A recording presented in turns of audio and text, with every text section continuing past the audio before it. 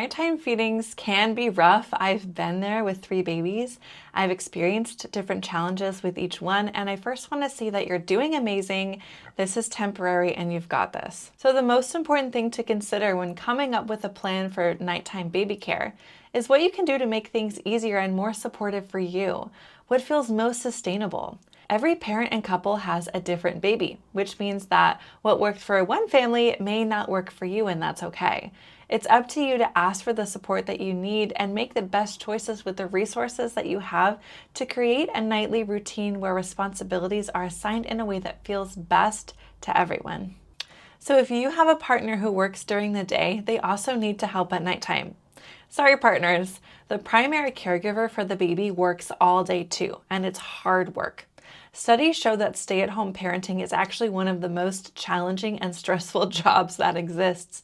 Stay-at-home parents often feel like they live in never-ending chaos. There's no dedicated breaks, no lunch break. Even the car ride to work the working partner takes may seem like a luxury to the stay-at-home parent. It's 24-hour work with constant interruptions and a huge mental load. That parent needs sleep too, and they actually probably need more sleep than you. If there are 2 capable adults in the home, it is best to come up with a routine that allows both adults to get some sleep, rather than one adult barely getting any. So here are some examples. Alternating full nights. One parent takes full responsibility for the baby on certain nights, while the other sleeps uninterrupted. One parent handles Monday, Wednesday, Friday nights, while the other takes Tuesday, Thursday, Saturday. And in my opinion, the one who takes Sunday should probably be the one who didn't give birth because that person needs more sleep than you. Shifting half nights. One parent covers 8 p.m. to 2 a.m. and the other covers 2 a.m. to 8 a.m.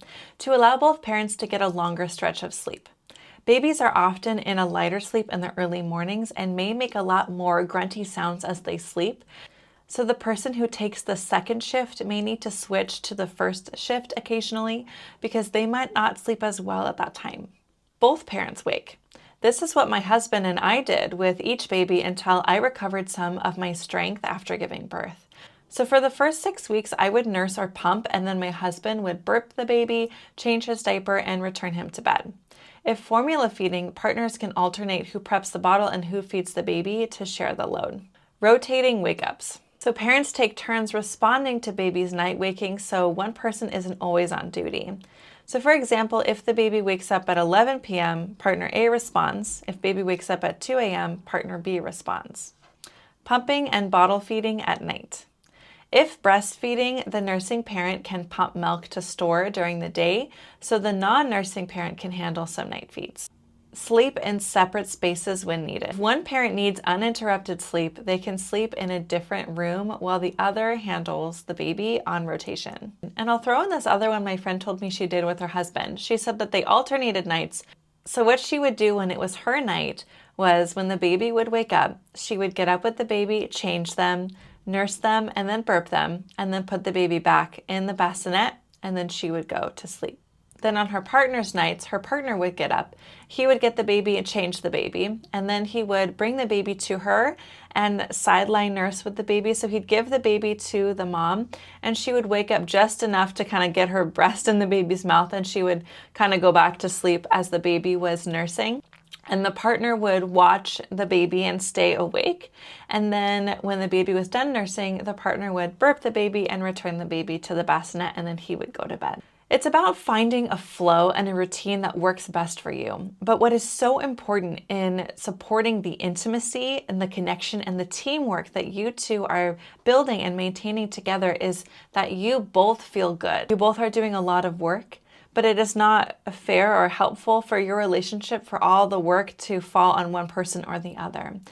Striving for an equal partnership is important for the long-term health of your relationship. And a lot of us have patterns around taking on too much or feeling like we're a burden for asking for help or wanting to people please and put other people first, all this stuff. Now is not the time to go into those patterns because your experience is not going to be as good as if you are choosing from love. If you're loving yourself, you're honoring yourself, and you're showing up for yourself, you're showing up for your partnership, you're expressing what your needs are to your partner, and you're working together as a team. that is the way forward that is going to feel best to you both long term.